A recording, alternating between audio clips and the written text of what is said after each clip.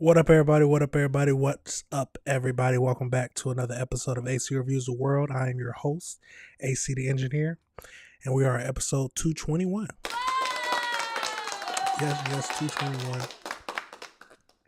Remember, drink your water, everybody. If you remember what this cup is, you're a real one. But hopefully, everybody had a good day today. It is Tuesday, July 7th, 2026, year of our Lord. And it's time to get into it, y'all. Welcome back to the greatest afternoon show in the world. You ain't got to believe it, but I believe it. That's all that matters. But this is a show where we meet Monday through Friday and just go over 4 or 5 topics of just things that I found that we need to review together. Why? Because the world's a crazy place and we got to talk about this type of stuff. So if you ever disagree with anything I say, please leave a comment. Let's have a discussion about it. That's what's wrong with the world today. And if you like this type of content, y'all remember the best way to show your support is always just hit that like button, hit that subscribe button, and hit that notification bell so you can be up to date on all the videos. So I try to drop every single week. But you know how I like to do it. I don't like to dilly-dally. I like to jump right into it. Let's jump into it. The first topic we're going to be discussing today is we got an awful case of child neglect, where a mother has been charged with leaving her 3 children, young children, alone in a house for a week. And they were only rescued after a fire broke out. Luckily, they survived, but of course, she is facing charges. So let's get over into that. We got a few videos to look at, and then of course, we'll get over into the AI breakdown just to find anything else we can about this situation. Remember, if you disagree with anything I'm saying, please leave a comment. Let's talk about it. Let's jump into it, y'all. See what we can find out. We begin tonight with a Columbia mother facing charges after police say her 3 young children were left home alone when a fire ripped through their house last night. Now, firefighters able to rescue those children from the burning home, but tonight all 3 in critical condition at the Augusta Burn Unit. Our Kara Daniel tracking that story tonight. She's live in the neighborhood where it all happened. Fire officials and police just talking about this case a little while ago. Kara, what do we know here? Yeah, Brian, investigators say firefighters found the children inside that door after forcing their way through the front. Now their mother is in jail as several agencies work to figure out what sparked the flames. Columbia Fire Chief Aubrey Jenkins says crews were called to a home on Florence Street around 9:30 Monday night after reports came in about that fire. When firefighters got there, they had to force their way in through the front door, and there was smoke coming from inside of the house. The fire was near the front of the home, while those 3 children, just 6, 4, and 2, were found near the back of the house. Fire crews were able to pull them out of the house, and they were rushed to the Columbia Hospital before being transferred to the Augusta Burn Center. Police say no adults were in the home when firefighters got there. The children's mother, 28-year-old Zaina Odin, is now facing 3 counts of unlawful conduct towards a child after police say Odin didn't even contact law enforcement after she learned about the fire. The fire marshal's office and SLED are also investigating. Yeah, it sounds like she needs to be in prison. It's one thing to where you leave your children alone, but it's another thing to where your children has been in an accident. You know something deadly almost happened, and you don't reach out to law enforcement at all. You deserve to be in prison, and you are the worst type of mother. We got to be honest about it. Let's keep going. Could have been a whole lot worse. And again, as a parent, these are the calls that you always remember. She deserves to be in jail, and I will be at her bond setting to make sure she stays there. Well, had they not got in as quick as they did, or if there was any type of time delay, it could have been worse. Investigators are asking anyone with information to please contact the Columbia Police Department or the Crime Stoppers. Now on the news at 10, we will talk to a neighbor that saw it all happen. In Columbia, I'm Kara Daniel. Watch Fox News Local First. Something always going down. Let's get over into this next video and see what else it tells us when I actually see her in court. We're starting now with new details in the case of 3 children, ages 2, 6, and 4, who were critically injured after a North Columbia house fire. Both parents facing a judge for the very first time just a couple of hours ago. And now News 19's Jamin Wade is sharing the disturbing new details from investigators who say the living conditions were unimaginable. 3 children remain in critical condition after a North Columbia house fire. While investigators now describe disturbing conditions they say the children were living in before the blaze, a judge set bond Wednesday for both Zaina Oden and Malik Locke, who are each charged with 3 counts of unlawful conduct towards a child. Prosecutors say Locke is the father of one of the children and helped care for all 3. But court testimony quickly shifted focus to the children's condition. Investigators say the 4-year-old was found unresponsive during the rescue. They also told the court the youngest child was malnourished. All 3 children had scarring on their bodies, and no adults were inside the home when the firefighters arrived. When law enforcement went into the home, it was very clearly in deplorable conditions. There were bugs and mites. There was food everywhere. Things were unsanitary and uninhabitable. Court testimony also painted a picture of the conditions inside the home, with prosecutors describing the house as unsanitary and unlivable. At this time, all 3 children are still critical, but they are stable. They are also down at the Augusta Burn Center, and they are receiving care as we speak.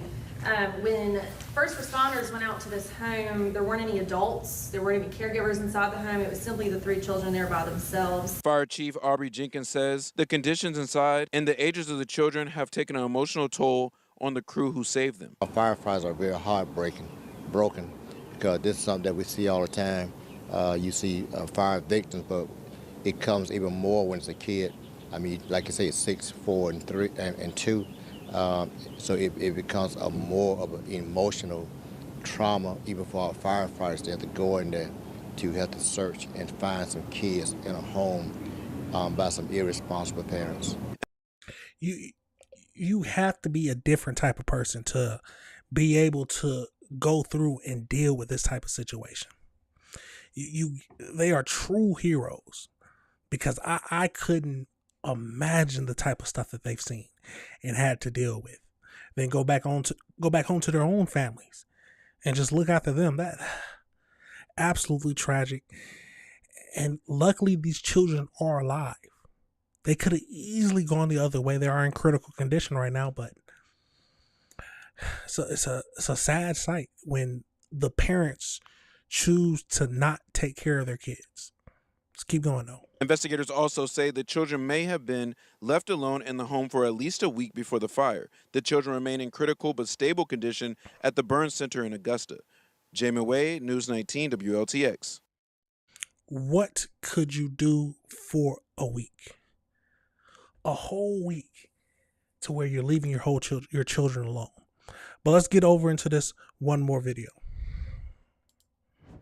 Welcome back to Good Day Columbia. Timer now is 8:11, and happening today, the Columbia Police Department's foundation is holding a donation drive for 3 local children, 6, 4, and 2, who were rescued from a house fire. We have to warn you that some of the details I'm about to mention are graphic.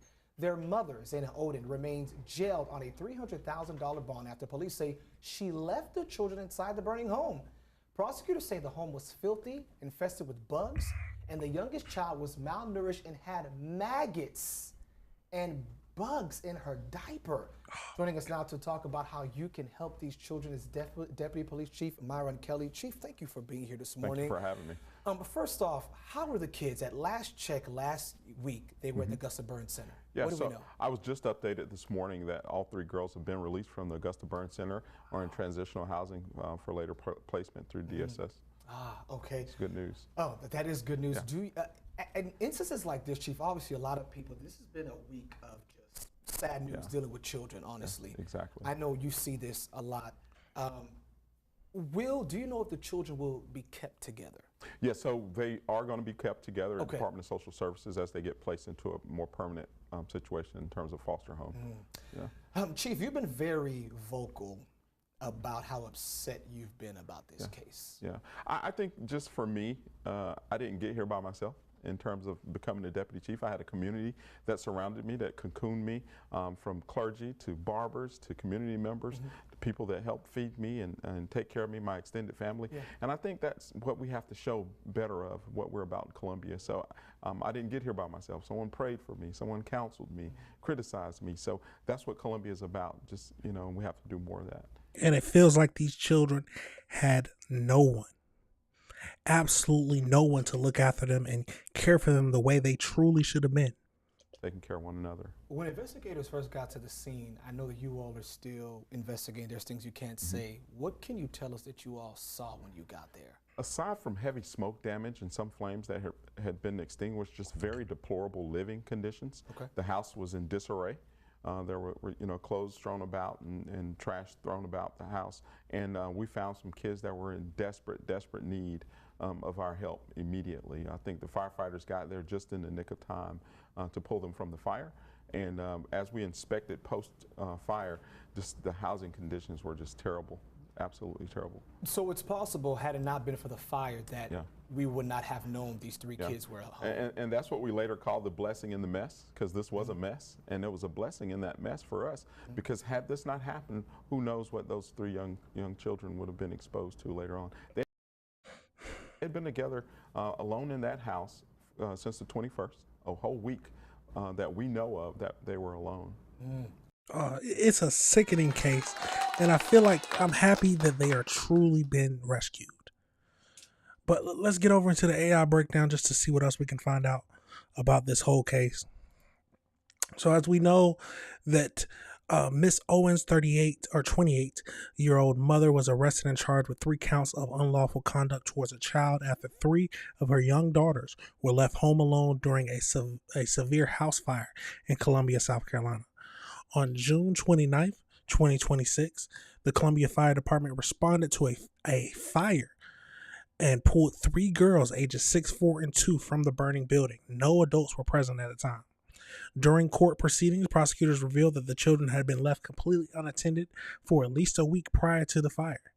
Reports talk about that the extreme disparity, describing the cockroach infested and with the youngest child severely malnourished and insects found inside the diaper, which is crazy to think about. Authorities reported that Odin actually drove by the scene while the firefighters were extinguishing the flames, but chose to walk away and hide rather than to come forward. Police eventually discovered her hiding in a closet at a nearby apartment complex. 3 children suffered severe burns, smoke inhalation, and they were rushed to the local hospital before being transferred to the burn center in Augusta, Georgia, where they are currently in stable condition and improving. So we know that the father of one of the children, 21-year-old Malik, was also arrested and charged with 3 counts of unlawful placing of a child at risk after knowing about the situation and failing to notify the police. The judge set her bond at $300,000 and then set the father's bond at $200,000, offering both to house arrest with GPS monitoring if released.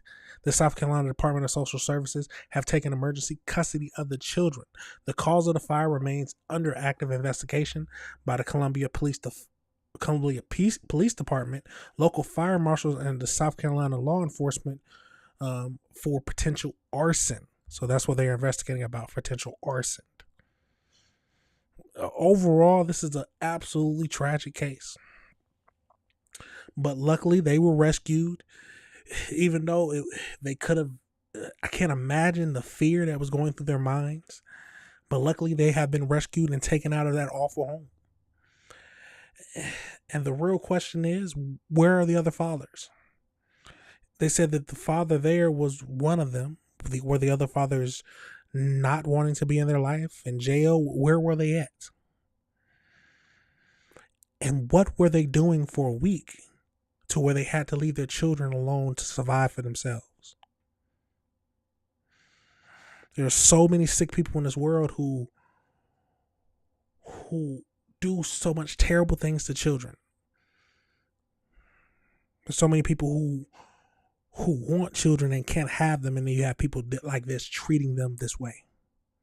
It's a tragic situation, but let me know your thoughts and let me know if you disagree with anything I said, y'all. Absolutely crazy.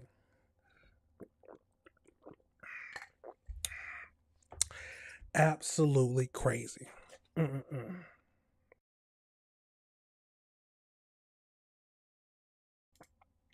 All right, y'all, let's pivot over into the next topic we're going to be discussing today. And we got to go to a doozy. We got one that I'm not surprised that I'm seeing, but it's still very sickening. But we have to go over until we have a level 3 sex offender who was charged after doing the same thing again. It appears he looks like he did around 15 years in prison at one point, 10 to 15 years in prison, got out, and now he's arrested for doing the same thing. Will they ever change? I don't know. But let's get over into this. We got a video to look at, and then, of course, we'll get over into the AI breakdown just to find out anything else we can about this whole situation and the suspect. Let's jump into it, y'all. Remember, the best way to show your support is hit that like button, hit that subscribe button, and hit that notification bell. Let's get into it, y'all. We continue to follow breaking news tonight. A registered sex offender back behind bars, accused of 11 new sex crimes against a 12-year-old girl. Good evening, everyone. I'm Megan Coleman. Matt is off tonight.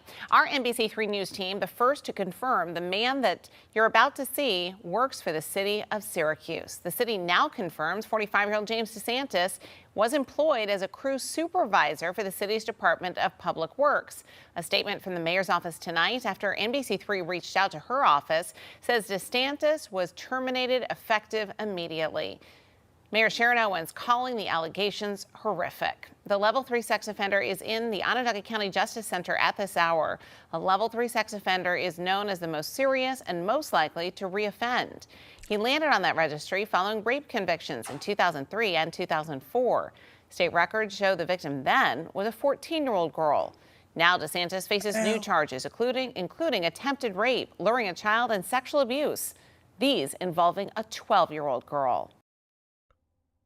So, first things first, I'm not going to stop it too much, but my question is, the city are allowed to hire sex offenders to do, it sounds like he was in a supervisor position.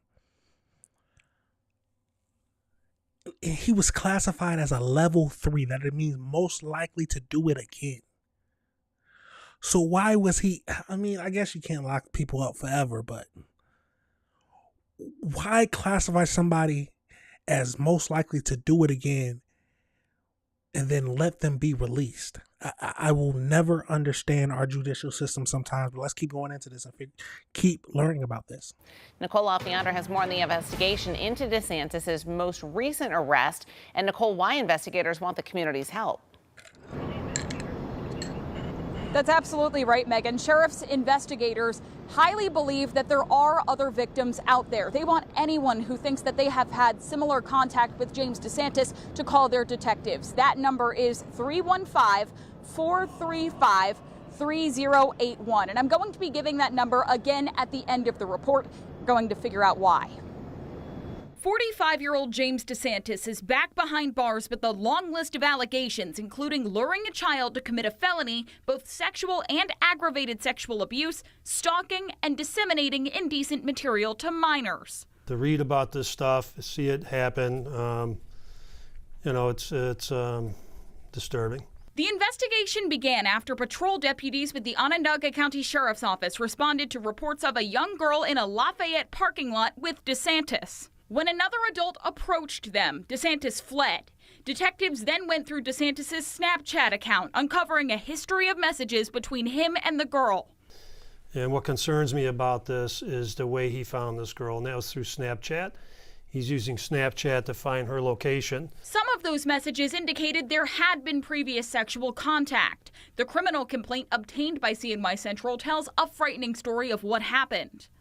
First things first, I want to ask, where are the parents in this whole situation? Snapchat, and then because Snapchat, if you aren't aware, you're able to put your location on Snapchat and just have it shown to anybody who friends you.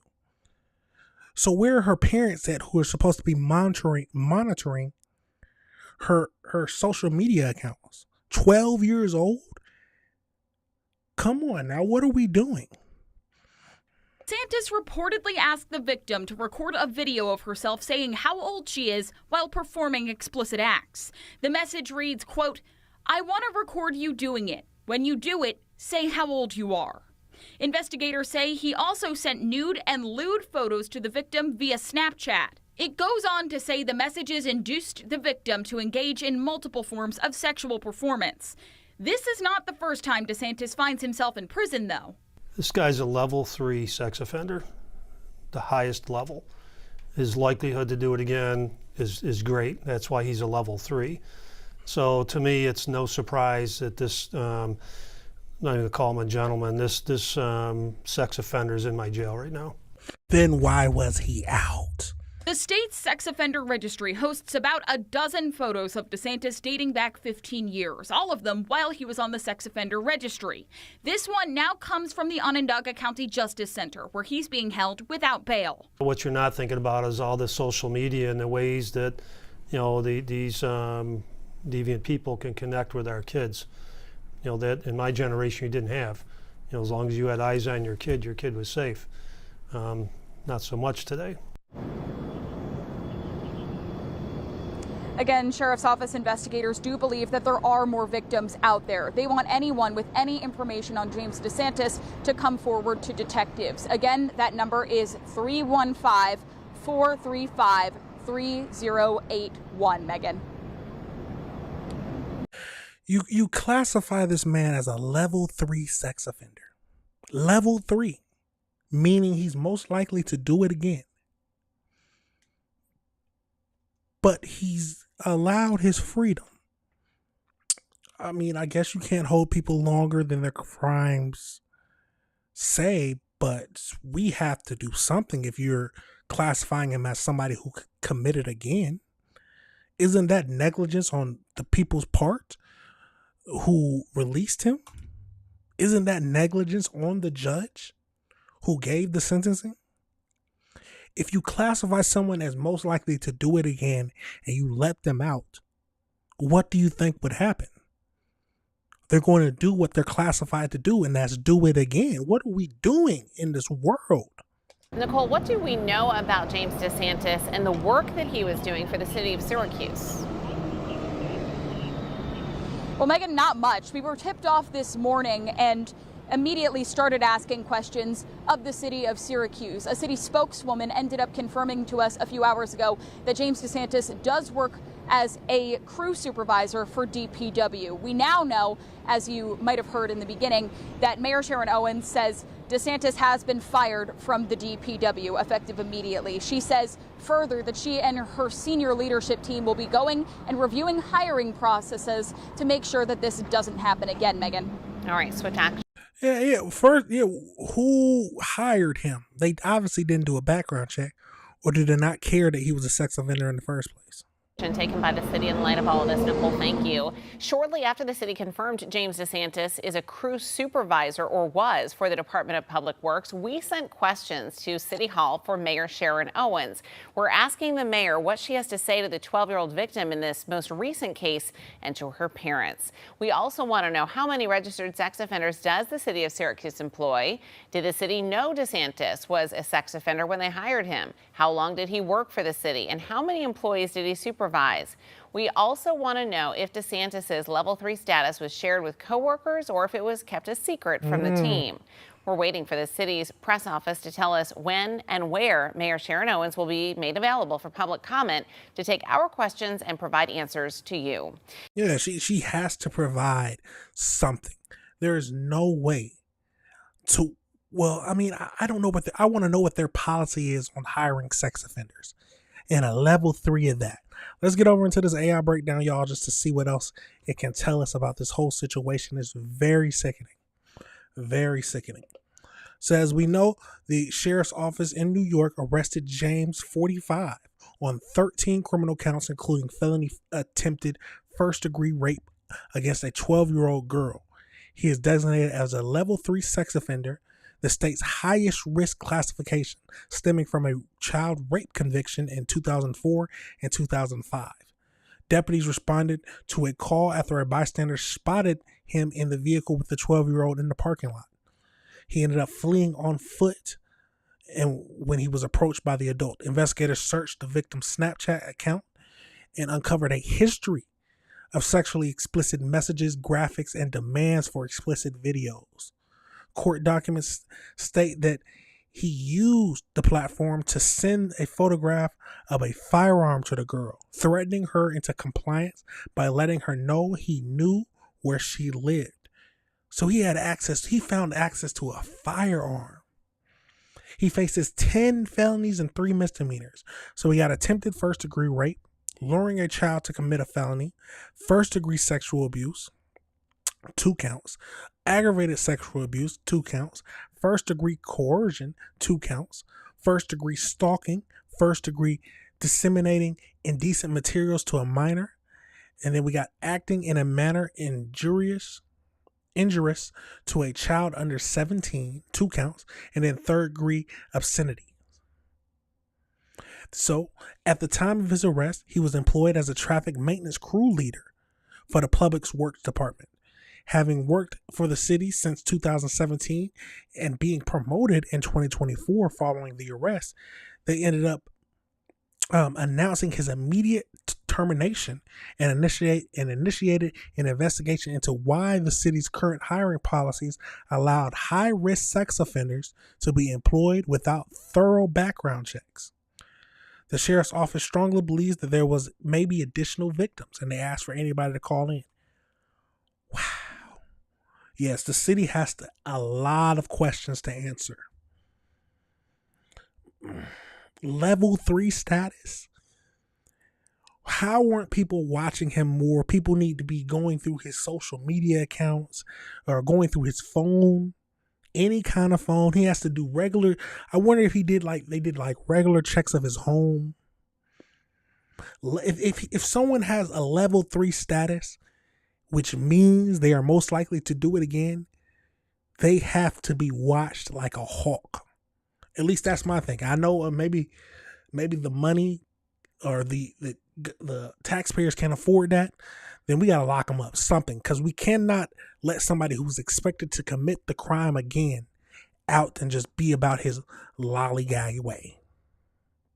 This is a terrible case, but we will keep up with this, y'all. Let me know your thoughts and let me know if you disagree with anything I said. It's absolutely crazy, y'all. We're going to pivot now into our next topic, to where we got to go. It's a little lighter stuff that we got to talk about. But we have a man who is suing ICE after the federal agents ended up showing up at his house, all because he ended up sending an email, maybe threatening the former head of the ICE. So he is suing. So let's get over into that. We got a few videos to look at, and then of course we'll go over into an AI breakdown just to see what else we can learn from this situation. So let's jump over into it and see what we can find out, y'all.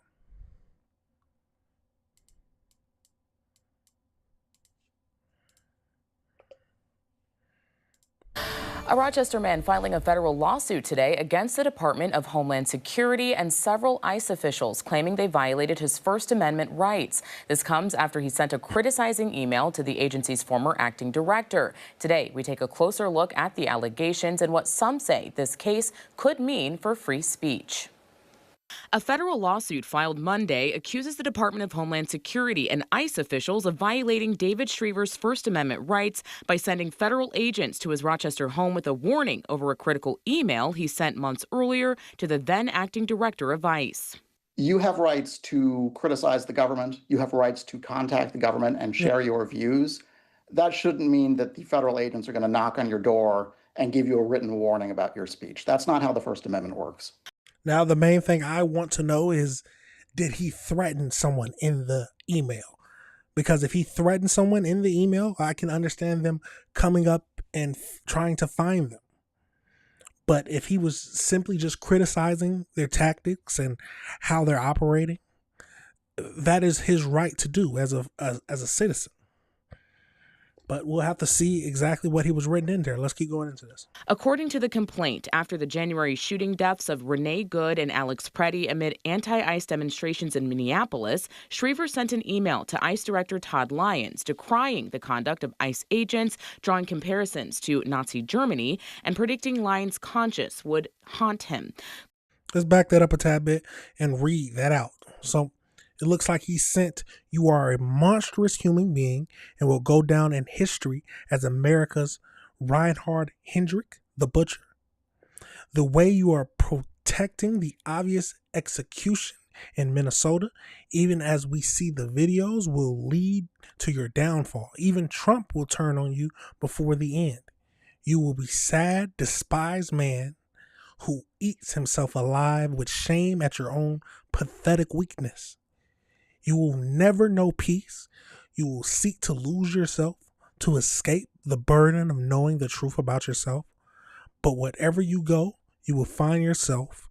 You will be, you will torment yourself until your last day on earth." Now, that's heavy, but that doesn't seem like a crime to me. Let's keep going. Conscience would haunt him. Court papers say 5 months later, while away in Finland with his daughter, 2 ICE special agents visited Shriver's home and presented his wife with a warning notice, informing him his email could be considered a threat. The suit also says after returning from their trip, a DHS agent tracked Shriver and his child to a New York City hotel. Adam Steinbaugh, an attorney with the Foundation for Individual Rights and Expression, represents Shriver. I think everyone would recognize that if the police showed up and arrested David for this email, that would be a very clear violation of the First Amendment. But the First Amendment also protects against forms of retaliation other than arrest. So if you have agents showing up to your house, confronting your wife, calling your cell phone repeatedly, tracking you down to a hotel you didn't tell them about, when you're traveling with your 7-year-old daughter, and then they give you a notice that says that your speech might be a criminal act, that is sure enough to make someone shut up. Steinbaugh says he believes constitutional freedom protects Shriver's criticism. A true threat which is not protected by the First Amendment is a serious expression of an intent to commit violence. But there's nothing like that in this email. Yeah, I didn't see that personally. But let's get over into one more video and just see what else it tells us. A New York man is now suing ICE and leaders of the Department of Homeland Security for sending federal officers to his door, warning him about an email that he sent to a former head of the agency. So David Shriver is now claiming that ICE officials are violating his First Amendment right to free speech after he emailed former ICE acting director Todd Lyons, calling him a, quote, monstrous human being, end quote, and then saying that he will never know peace and will torment himself until his last day on earth. So federal officers now showed up at Shriver's home when he was overseas, delivering him a warning notice saying that those remarks are a threat. Let's bring in Chief Legal Analyst Clive Rhodes to talk about this. So, I mean, there's a lot here to unpack. Kind of walk us through your thoughts first. This is an interesting case. What I'll say is the allegations are going to be based in First Amendment speech, specifically First Amendment retaliation speech. This isn't whether the government can investigate threats. It's clear they can do that. Okay. But it's whether they have now went from investigating to now some type of retaliation and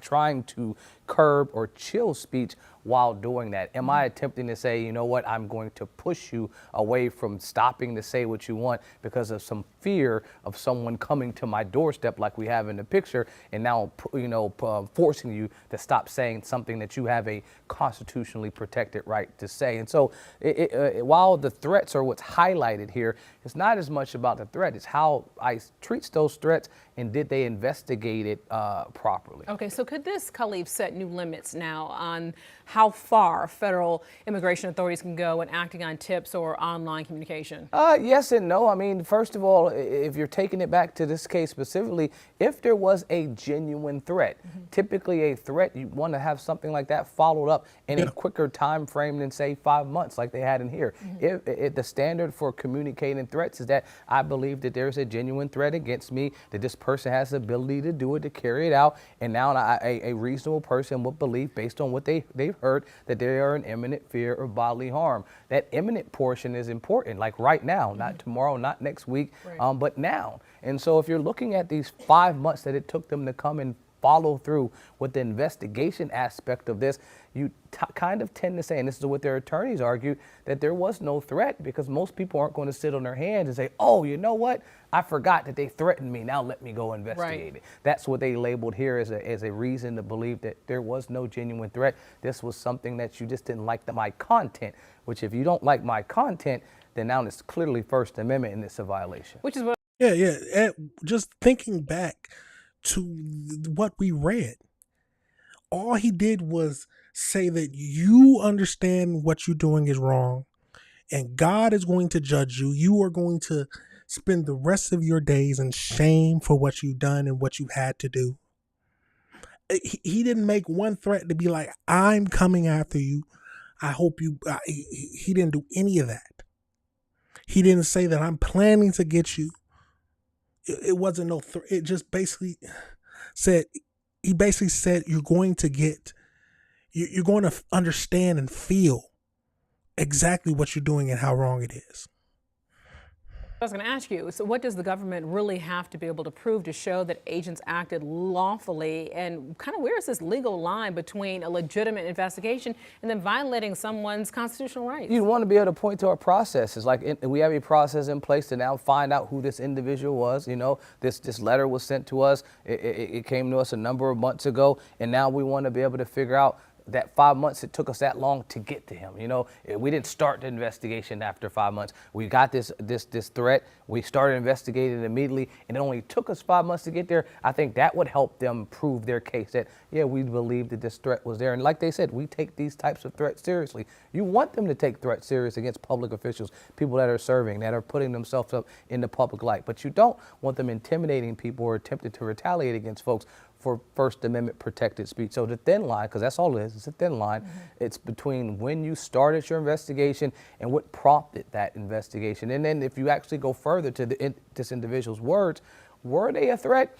There are a couple things that are alarming that jump off the page. You know, your last days on earth, you know, you'll never find peace. Those would tend to lead to threatening, you know, type of language. I don't think I would want to see anyone sending me a letter like that, but I'd have to look and say, well, the connection to it, how close are they? Is this person in California and I'm here in Charlotte? You know, I'm looking at all that to verify in my mind if this threat is something that I believe they can actually take action on, as opposed to just words they're saying.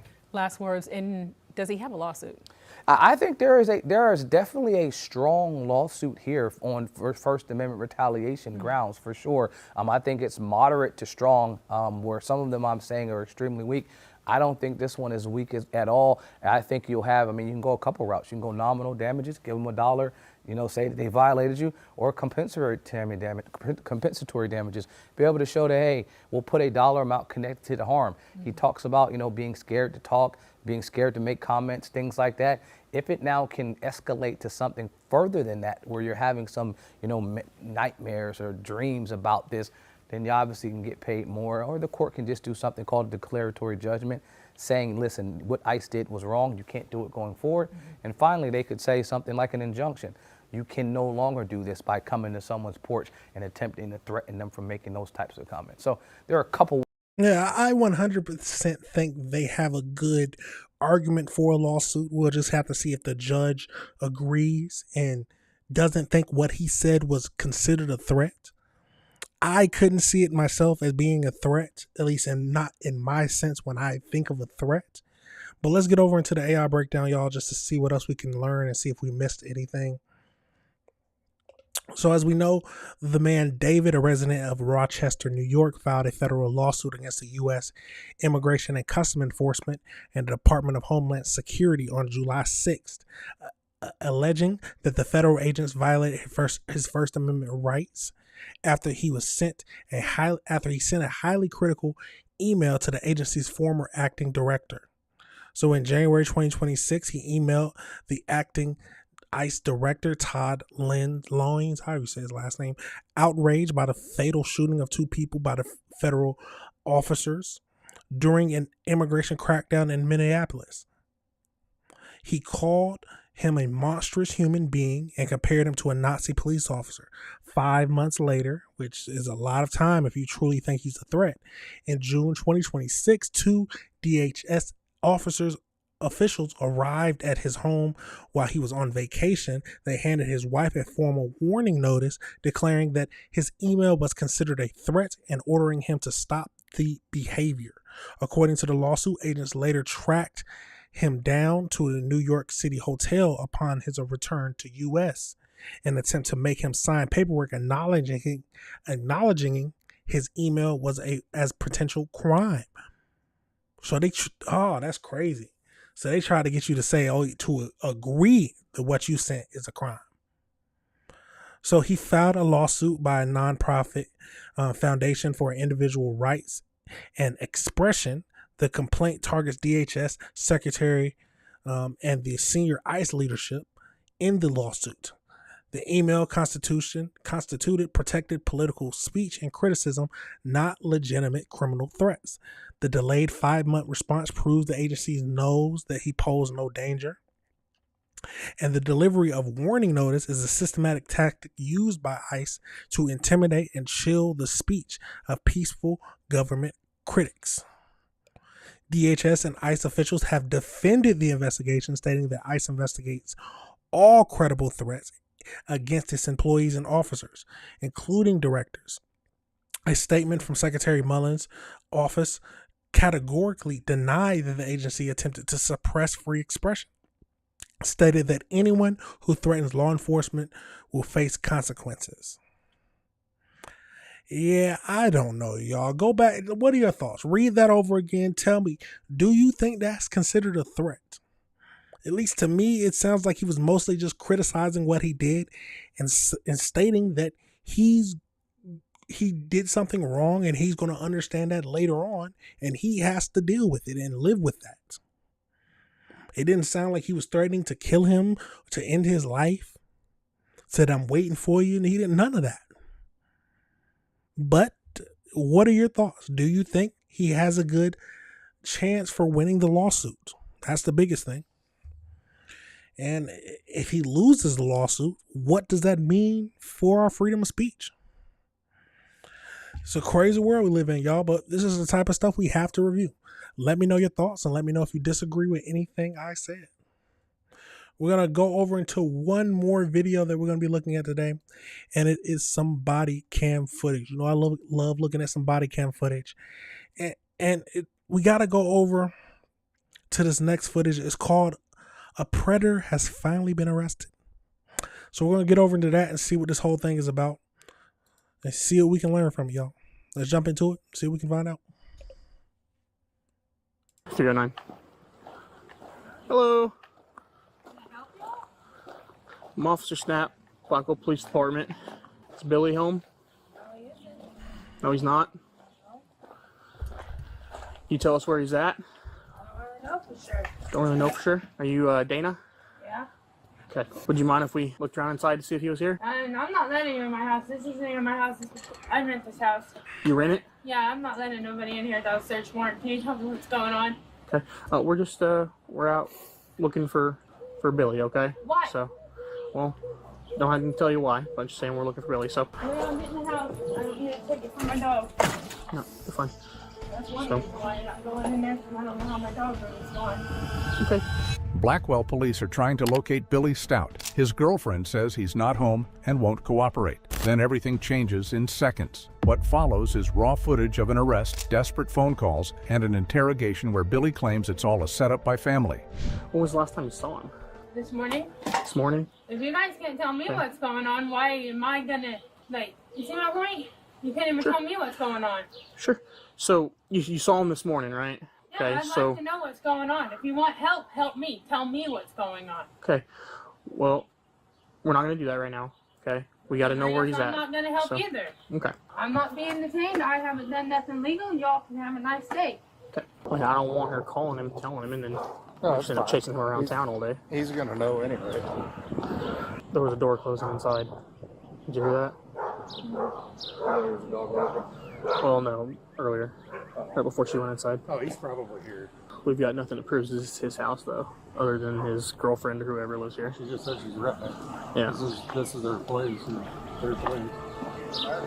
Yeah, he's here. Up until now, it's just a welfare check with a reluctant girlfriend at the door. Then Billy steps out and officers move instantly. One decision to come outside changes the entire day. Watch how quickly control shifts from conversation to handcuffs. Billy? Yeah. Turn around, put your hands behind your back, bud. What I do? Put your hands behind your back. Turn around. You're under arrest for molestation, okay? For molestation? Yep. That's bullshit. Hey, The fuck are you go, talking about? Molestation. On who? You've been right here with me. Right, but I guarantee your fucking daughter set it up to where you can go on vacation with your husband. I guarantee you, she. Guarantee you. I don't know, smash the car. It's fucked up. I'm going to tell you right now, you may end up with a warrant request for obstruction for this. The hell is happening to the audio?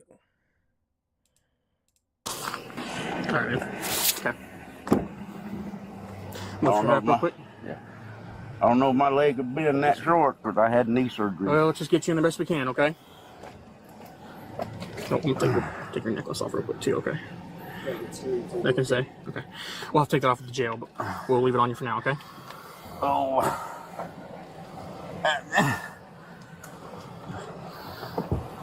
All right, back over here as best you can, okay? I can't. Can't? Is that best you can do? Yeah, this is my... Okay. All right. We don't have very long or very far to go, okay? All right, man, swing your feet out here. Best you can. Here. There we go. Sorry, they're not exactly designed for comfort. Step right over here. All right, I'm going to go right up those stairs right there, okay? Hello? Hello? Hello? Can you hear me? Yeah, baby, I called Rocky, I called 3B, I've been doing everything I can do. Can you hear me? Yeah, Ingram come down and says it's accusations that your daughter went over there and said. Your daughter and Gary. Yeah, it's just them trying to get me back, you know, that's all it is, and that's never gonna happen. Yeah. So. I love you with my whole heart, I'm gonna do everything I can to get you out of this fucking mess. Well, yeah, but I guess that's what's going on. Rocky's gonna try to talk to some people he knows, but they're at lunch right now, and you said you still have a job, and I got him on board with helping me. So he's supposed to call me back. Well, like I said, I don't know what's going on. People lie. They can't understand that other part of my life is in the past and not moving forward. That's exactly what it is. Well, and I'll tell anybody in this goddamn police department as that child's mother that is all it is. Well, even every time, remember your daughter kept making statements, huh? Remember the other day she made a statement. My mom's going on vacation no matter what. I'm not going on vacation just because they're forcing me to do this. So this is retarded. They are destroying my life. They are destroying your life. I can't even eat unless you issue your stuff to me. Well, I'm releasing my stuff to you. I love you, baby. Love you too. But yeah, this is bullshit. I don't know what to say. Talking about vacations, do you think that her daughter truly made these type of statements just to get her mother on vacation? But let's keep going into this, y'all. This is bullshit. I do not understand why they would do something like this. They said, I don't know what's going on, but I don't know how many times Shelby has taken off with my phone and grabbed my phone, right? Right. So I have not a clue. So they need to look at my phone. If it's anything on my phone, it's from her, not from me. Because she'd always take my phone and go to her dad's. Oh, well, your phone's broke, so. My phone's broke. Yeah, we had a little incident with the truck. Sam will need to learn how to drive better. Sam, you run over my damn phone? Mm-hmm. Just roll with it. That's a brand new phone. Her dad's just trying to brainwash her into making it to where I have to go back over there. That's all it is, and they don't get it. I'm not going back. If I have to go anywhere, I'm going to my dad. So, you know, my dogs and I will go to my dad's. I'm not playing with these stupid ass people no more. I love you. All he wants to do is brainwash my daughter, and that's what he did to me for 13 fucking years. I ain't playing this shit no more. I love you very much, baby. Love you too.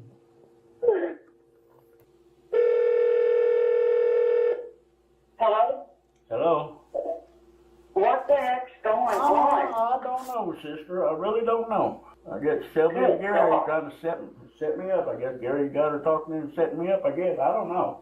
What the hell? Yeah, whatever it is, stupid. I know that. Yeah, it is. Like I told that officer I just spoke with.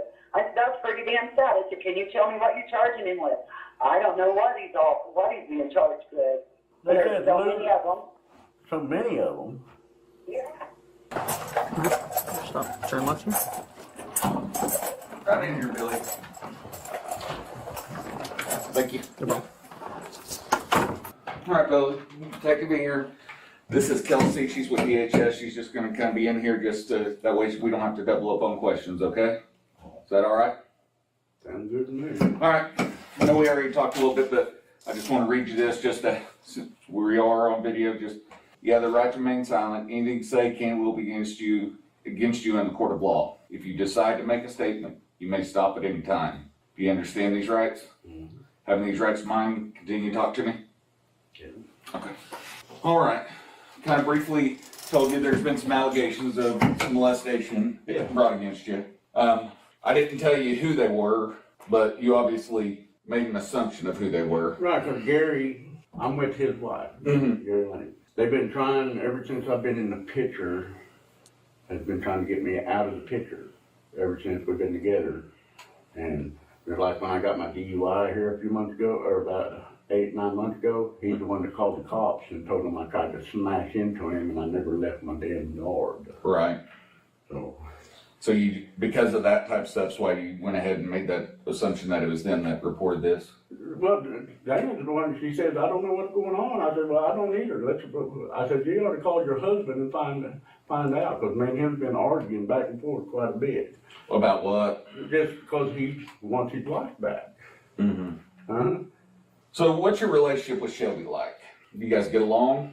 Well, we get along. I mean, I've been trying to get along with her, but she's always real mouthy, real hateful, and been trying to get along with her. Me and Dana buy her everything she wants, get her anything she wants. Mm-hmm. So, how long have you and Dana been together? We've been dating for a little over 2 years now. About 2 years? Yeah. And you guys been living together that whole time? No. How long have y'all lived together? Been living, well, when we lived over at 512 West College, we lived there probably about 7 months, and then I lived with her a few months out there on 9th Street. So have you ever sent Shelby money, like through Cash App and stuff? She's always asking for money. Mm-hmm. Always. But, I mean, on occasion, have you sent her money through Cash App? Yeah.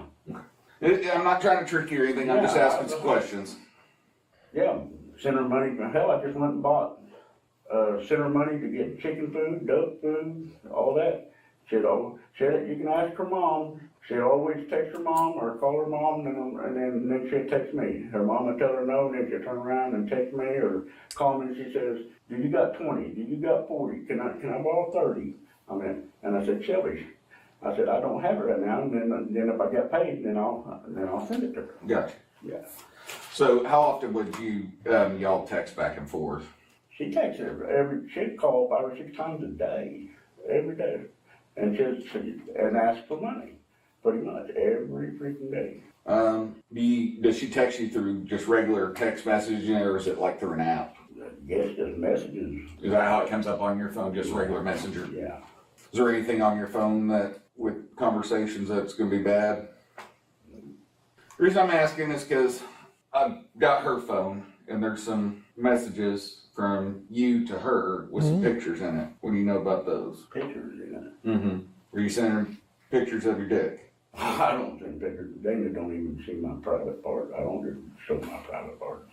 Why would there be a picture coming from your number to her number like that? Well, wasn't to ask Dana about that, because Shelby, when she steals my phone, takes my phone, she takes it, and then Dana has to go get my phone back.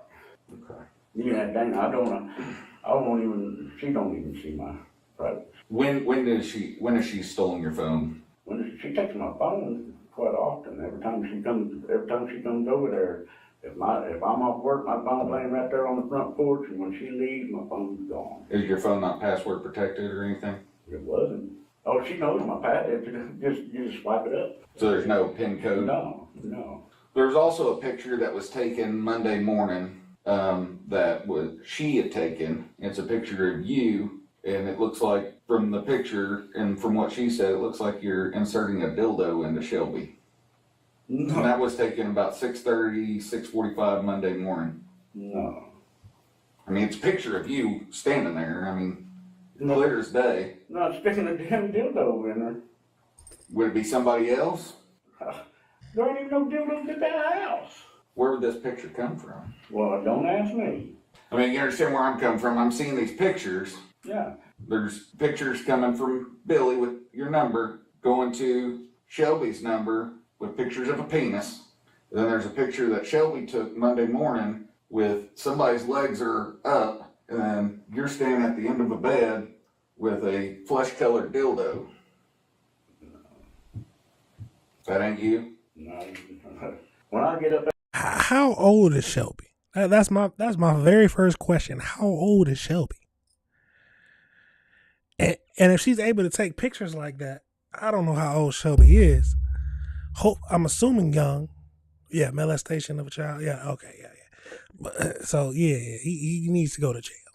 Out of bed, I go to the bathroom, I get in that truck and leave. You said you get up about 4 o'clock and you gotta go No, work I till didn't say 7. I didn't get up at no 4. Or 5 o'clock and then you gotta go work till 7. And I get up in that truck, go to work.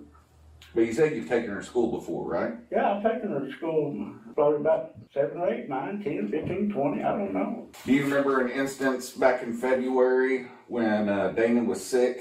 She was sleeping and she was sick, and Shelby was there and on the couch, and you sat down and started rubbing on her? Back in February. Mm-hmm.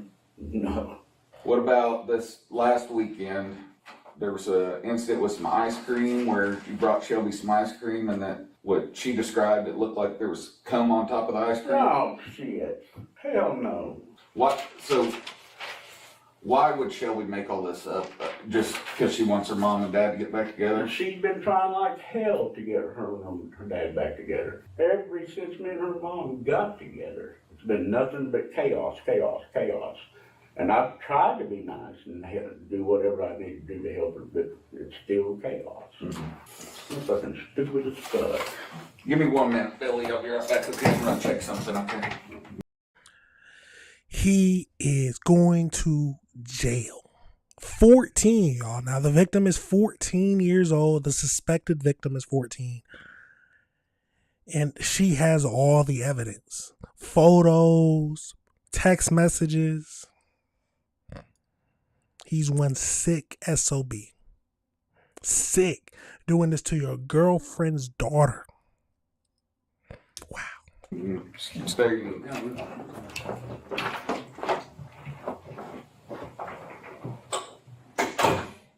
Dude. Alright. Read you some text messages if they sound like something. Normal conversations between you and Shelby. This is back on March 15th. I'm under a house, can't talk. I'll try. I don't know what time I'm getting home. Already been working 14 hours a day. Standard. Yeah. Thank you. I love you. I can't do nothing right now, baby. I got some people helping me. Gonna hurry and take care of that problem. You gonna send me some pics? Delete yours. What we were just talking about. Delete your chat. Yeah, that was her telling me to delete mine, ain't it? No, that's you telling her. That's that conversation. Then we get into these pictures. Well, I'll tell you that. If she gets out of the room, I'll show you my thing. Huh? Here, the interview hits the turning point. Officers lay out messages and images recovered from Shelby's phone. Billy insists it's a frame job involving stolen devices and family motives. His explanations clash directly with what investigators say they have. This is where his story meets the evidence head-on. That's not you? Man, hell no, that ain't me. Yeah, she step out of the room. I'll drop my drawer right now and I'll show you mine. One more thing real quick. Is that you? Yeah, that's me. Huh? And that's the pic. If I zoom out, that's the picture of you inserting. You don't think that could be for my old lady? I just asked you and you said you don't even own a dildo. From Monday. Vibrators. From Monday, so Monday morning, how would Shelby get that picture?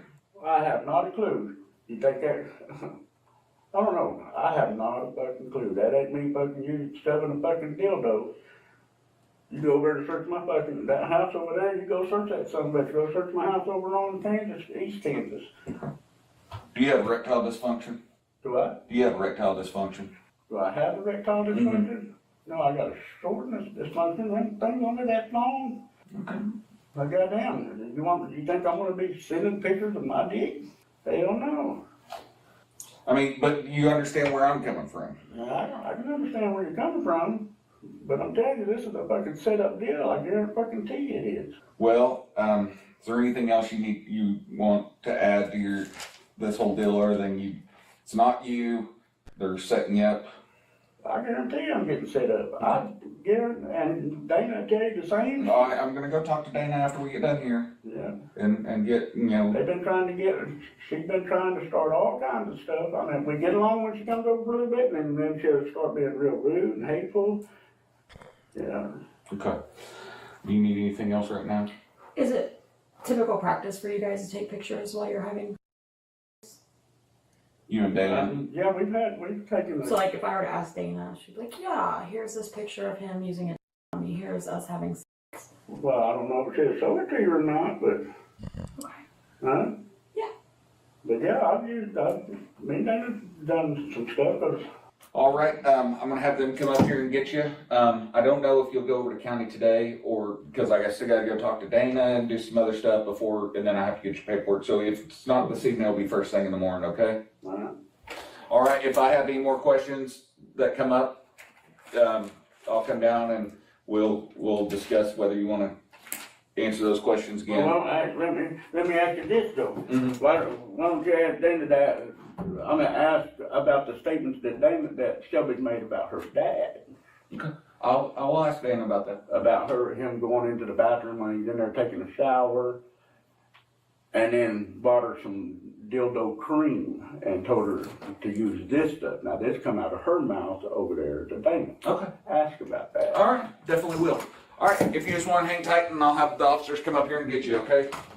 All right, thank you, Billy.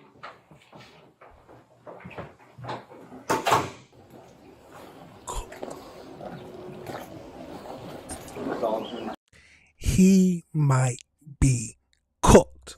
Yes, I do. You want to get him put up? That way they're... Can I just say something? I had a lot of thinking time yesterday. I'm obviously choosing my daughter's side. Good. I do need to go to work at 2, so I will need to call my boss and let her know you're here. We shouldn't be here that long. Lastly, I do have a medical card, and I've been setting at the table in there. I'm home alone. That's fine. But you will find some pot on my table. As long as you got a medical card, and that's not what we're here for. We're here for very specific things. We got off on a bad track, and I'm trying to... I get it. Yesterday was a little emotional. Yesterday hit me from a ton of drinks. I imagine. Do you know where Billy's phone is? I honestly have no idea. So yesterday on the, when Billy called you, he said something about it being ran over, and did you do something with it? Last I knew, it was in that truck, but I haven't seen it since yesterday. Okay. Do you have the keys to that truck? Yes, I do. So we search warrant allows us to search anything on the property, but I want to make this quick and painless as possible. So if you want to just get you the only one here? Yes. Okay. Is the dog's mean or anything? Not normally. One of them's out in the yard, and this one's kind of old. That is my room. You will find some things under the bed if you're digging that deep. Okay. None of the shit's tan though. I promise you, I would Okay. flip shit then when you said the color tan if there was something tan Right. in there. Can you just put the dog in the crate for I me? sure will. Leon, come here, buddy. All right, I'm gonna go grab my camera and stuff and do some outside pictures before we start, okay? You don't Come on, want buddy. to Come on. quick clear. Come on, we gotta go. Come on, buddy. He did this shit himself.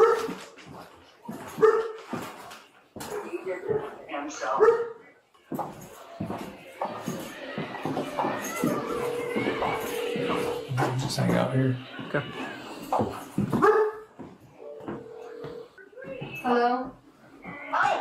Hey, I'm not calling in, but I could potentially be a little late. The police are searching my house. Okay. I have no choice but to be okay. It just definitely fucked my feelings at this point. Yeah. Okay. I'm just gonna try to get them whatever they need and get my ass to work. And then worry about whatever DHS needs me to do. Absolutely. You take your time. We'll be here, okay? Alright, thank you, dear. I'm so sorry. Don't be sorry. Love you. Love you too. That was my boss.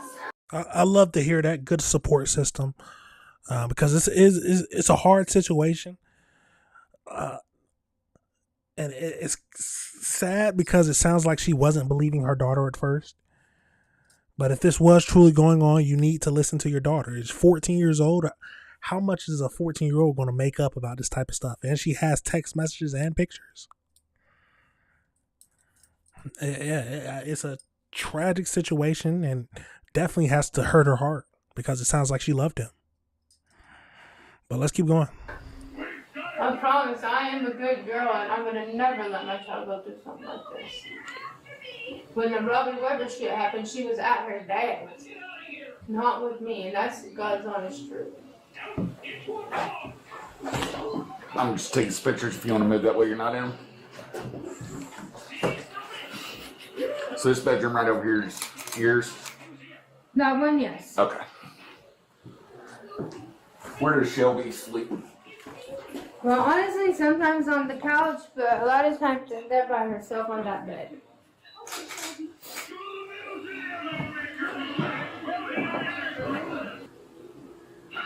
Is there something we're looking for? Yeah, everything we were looking for is listed on the warrant. Huh? I said everything we're looking for is listed on the warrant. Well, I mean, I can help if there's certain things we need to be finding. That's okay. We can do it. We can find it. What are we looking for?